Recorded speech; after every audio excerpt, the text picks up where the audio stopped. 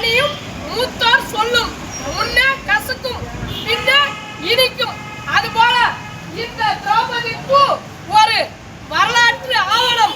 இத நம்ம பார்த்து தெரிஞ்சுட்டா அவங்களும் அவங்களுடைய கோவணம் அதுக்குதான் பண்றாங்க சதி. ஆமாம், இந்த திருவண்ணாமலையை நிர்மாணித்தது யார்? இப்ப இந்த திருவண்ணாமலையை நிர்மாணிப்பது யார் யார்? இதைத்தான் இந்த படத்தின் டைரக்டர் கூறுகிறார்.